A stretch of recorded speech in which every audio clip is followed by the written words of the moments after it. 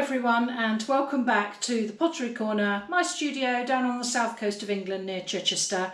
Hello again everyone, thanks for watching. Today we're doing another glaze kiln fire opening.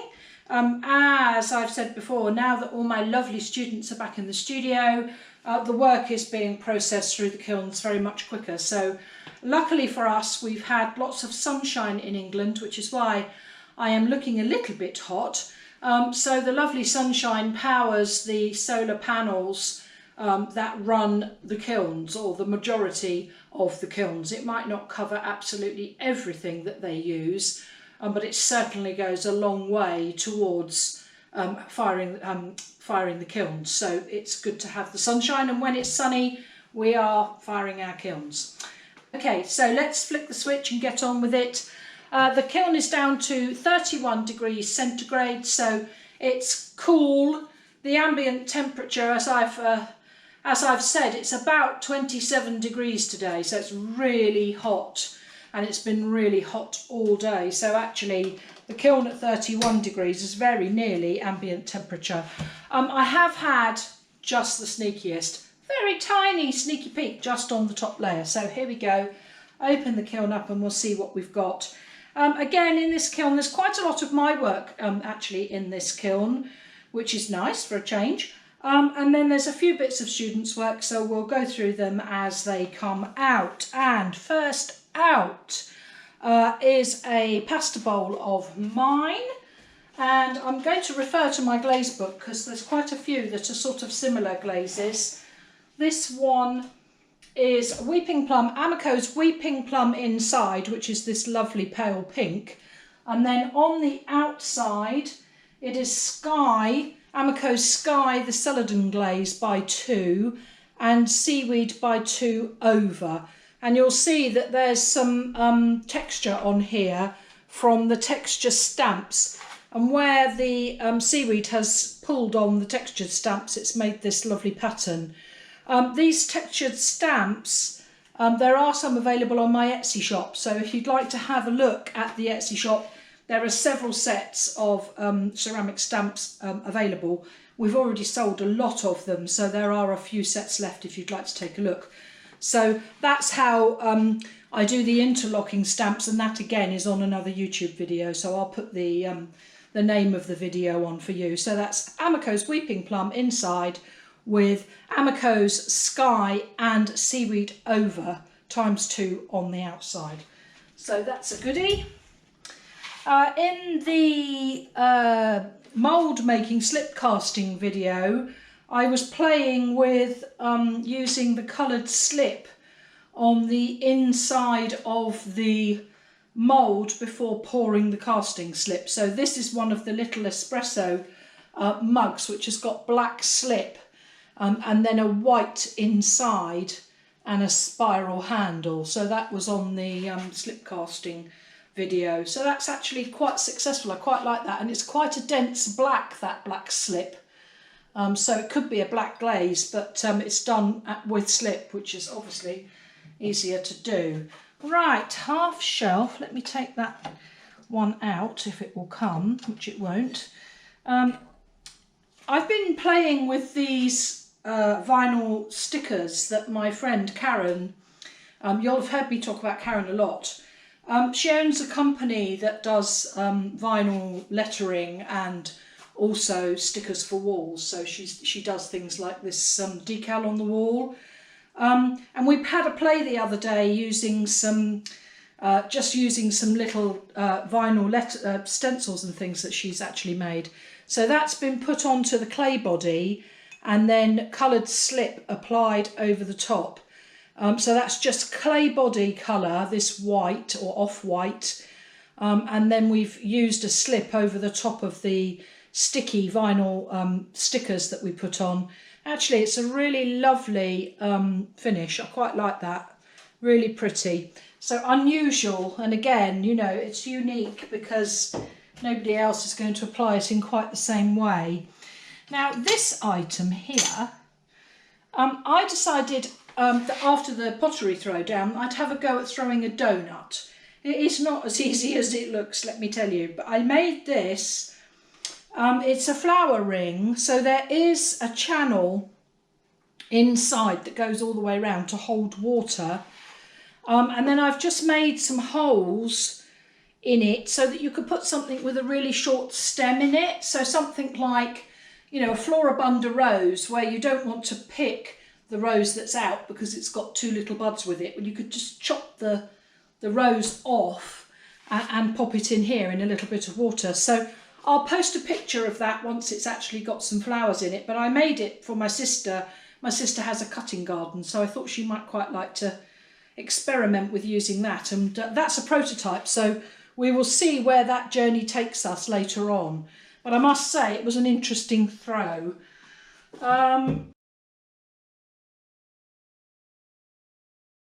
Next, we'll get the props out as always. Okay. And there are 2 half shelves here, which I'm just going to lift out in one piece because they've just nicely fused themselves together. It will come off if I just give it a tap, so I'm just going to pop that down on the floor. There's probably a bit of glaze on one of the shelves which is stuck. And again, we'll get the rest of the props out. We know what they do.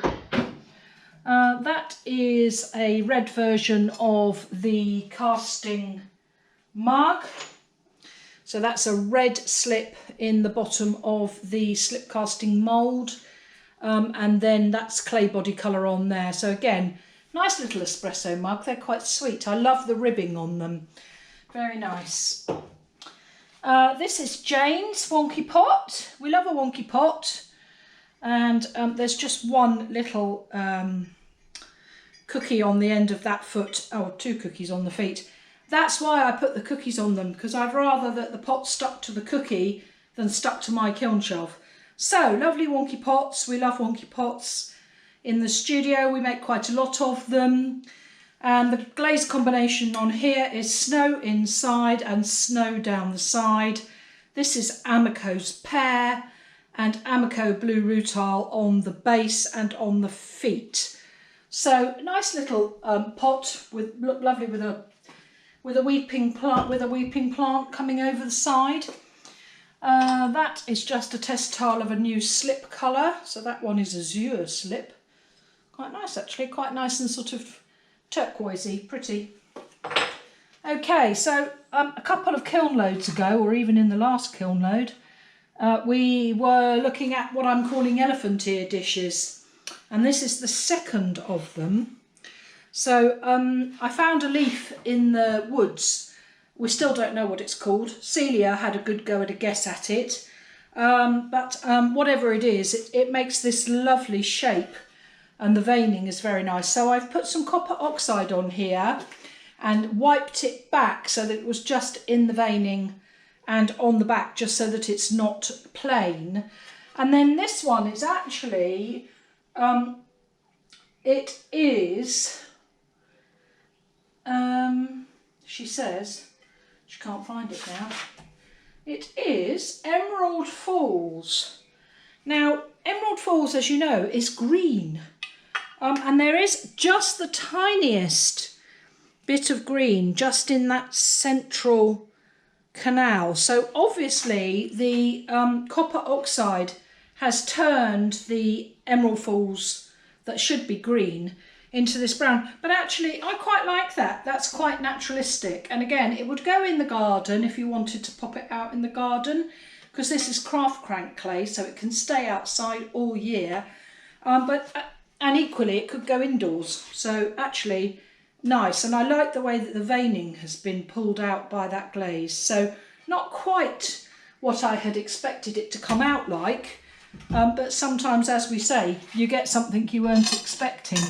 A bit like Forrest Gump. Right, let's get that out. Okay, next shelf. See what we've got under there. Ooh, lovely. Right. So, what have we got in here? What's that? That's one of mine. So that is a slip cast pot with an Ellen transfer the Monster Relief Ellen transfer, underglaze transfer, and then that has been glazed with Amaco's Celadon Glaze True Celadon, which is green. Rather nice, quite like that. It actually started life with a handle on, I'll be honest, and the handle got broken off. So I thought, well, I might as well just glaze it and I'll use it in the studio for something. So it's not a terribly interesting pot. We reglazed Jill's seed pod from the last kiln firing because it had smoky merlot on it and it wasn't particularly nice. And I think she put blue rutile over the top. And actually it's a much nicer colour now. So it is worth reglazing things if you take something out of the kiln and you're disappointed with it. It is worth reglazing it. And as you know, you spray it with hairspray, let the hairspray dry. Don't make it wet with hairspray. Give it just a coat of hairspray and then glaze over the top. If I'm reglazing something, I had a question a couple of videos ago to say how many layers can you then put over the top. I'd say 2. Otherwise, be careful, make sure you're putting it on a cookie because if it has more glaze than that, you'll probably find the whole lot will start to drip through. Right, this is Jill's second platter. Look at that, isn't that lovely? So as I say, Jill's one of my relatively new students and she's made this gorgeous platter, which is really lovely, using a fish stamp, and the fishes have got copper oxide on them, which is why they've turned green. The base glaze on here is Amaco Celadon Glaze Fog ×3. And then we have just on the end of a paintbrush flicked some copper oxide, so just literally puffed it on like a dusting, and then where the copper oxide has gone just onto there as a dusting, it's turned it blue. So actually that's really lovely, and I'm sure that Jill will be delighted with that. And what a lovely design. She's done really well, Jill. I'm really pleased with how she's coming along, and she's making some really nice pieces. So I mean, you know, she should be delighted with that when she's using it at home. So really nice thing, well done. In the next bit, last video we glazed some mugs upside down, and I think the video before, these little espresso cups, the glaze had literally dripped off the bottom because it's ribbed, and the glaze just kind of falls off the ribbing. So I decided again to refire them upside down. So they've been through another firing. It has to an extent worked, although you can see on this one that there was so much glaze on it that it's now dripping the other way up. So yes, I think it's an interesting exercise. I think the ultimate exercise is don't put so much glaze on it and then you won't have so much. But actually I really like the way that glaze has come back up the other way, although obviously it's come a little bit too far onto the rim. So more work to be done with those, but they're nice little mugs. And in fact, if I show you the prop where that has been upside down, so it's been upside down on a cookie and a kiln stilt, so it's gone like this way up. Look at that enormous lump of glaze on there. So it just shows you how much glaze was actually on the pot. But those are sweet little things. Let's get the rest of those props and things out. Last shelf. What is in the bottom? Let's have a look. Ooh, ooh, ooh. Lovely. Right, okay. Interesting. What shall we do first? Let's do the easy bits. This is the last of the couple's throwing. So this is Linda's pot. So she came and did a throwing course, and that one is Amaco True Celadon. Nice, lovely mid-green colour, very pretty. She's just got a tiny crack in the base of there, if you can see it, but it's a nice little bowl. And that's the last of those, so they can come and pick them up. Props out. Okay, that's mine. That again is Weeping Plum on the inside.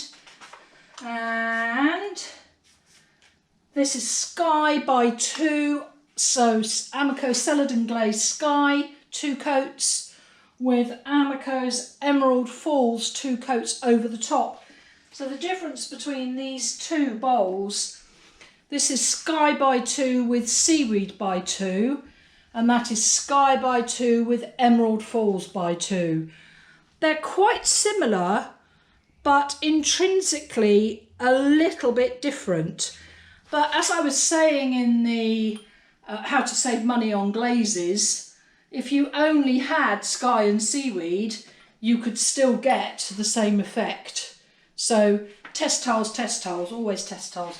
But that's a nice little bowl, and again it's using the interlocking stamps that are in the Etsy shop if you'd like to take a look. Okay, exciting things in the bottom. I'm going to do this one next. I had a little go with sodium silicate. Never used it before. So this was kind of a sort of a prototype. So I've thrown it on the wheel, covered it in sodium silicate, dried it off a little bit with a dryer, and then pushed the pot out to belly it. And this has got copper oxide on the actual texture. I did put a picture up on Instagram and say, how would you glaze it? So I had quite a lot of comments saying, leave it raw clay. But I did put a little bit of copper oxide on there, which I think is quite nice. And then inside is palladium. But you'll see, I hope you can see, that there are quite a lot of pinholes in there. But I really like this neck with the palladium on, and then the texture of the copper oxide on the ridges. And again, there's more work to be done with that. That again is a prototype. I quite like to have a little play and see what I'm going to get. And I suspect if I put that back through another glaze firing, I will get rid of the pinholes. So I will probably do that. Now, after last time's kiln opening, when I was talking about this beautiful little pot that Steve made with the Junebug inside, I changed some of the glaze colours I was going to use on my pieces. This is the first of them. Look at that Junebug on the inside. Pretty. Lots of crystal formation. There is quite a lot of, I'm not even going to call it pinholing, it's almost just like a hammered texture. Beautiful. It's almost got its own iridescent lustre on it, which I hope is being picked up by the camera. And on the outside is Amaco True Celadon. And as I was saying about Junebug, it has a lot of copper content, cobalt oxide content in the actual glaze. And it's made this beautiful rim where it has mingled with the True Celadon. So that blue rim where it's dragging down there has been done by the Junebug. And as I say, that is actually an iridescent surface. So that's really, really pretty. Very happy with that. Lovely. So that's a goodie. And then always want to give it another try.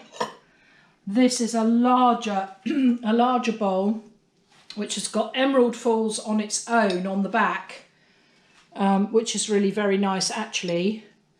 And then Junebug on the inside. Look at that. And again, it's almost, it feels, it's got this texture on it, which is almost like sort of hammered metal with its own iridescent lustre.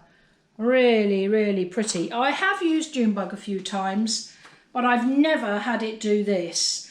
And I've put it in the hottest part of the kiln, the very bottom of the kiln. And I wonder whether my kiln is hotter on the bottom than it is at the top. And when I've used Junebug before, it's been higher up in the kiln and therefore it hasn't made as many crystals as it does at the bottom of the kiln. So that's a tip. If you're using Junebug, put it down in the bottom of your kiln where it's hottest. But that is a really beautiful dish. Beautiful green, beautiful surface. So I shall definitely be reproducing that. And interestingly, there is a little bit of blue, but hardly any on this one where it's gone on to the Emerald Falls.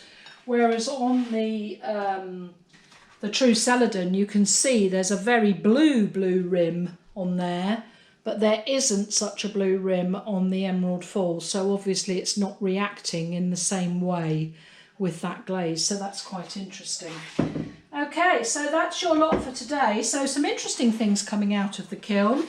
I'm going to do Student of the Week, although there are only 2 students' items, so it's a bit tricky. But again, I'm going to give it to Jill. She's doing really well. Jill, I know you're watching, so you're doing really well, actually. And I really look forward to seeing what you're going to do as you progress through. So thank you for coming to the courses. And I know that you're loving it, so it's really nice to share your journey with clay. So that's your lot for today, short and sweet. Have a look at the website for course information if you're local near to me, www.thepotterycorner.co.uk. I'm off for a nice glass of something very cold. So in the meantime, everybody, stay safe and well, subscribe to the channel, pop me a comment. Let me know if there's something that you'd like me to cover. I'm always happy to pass on what knowledge that I have. So stay safe and well, everybody, and I'll see you on the next one. Bye for now.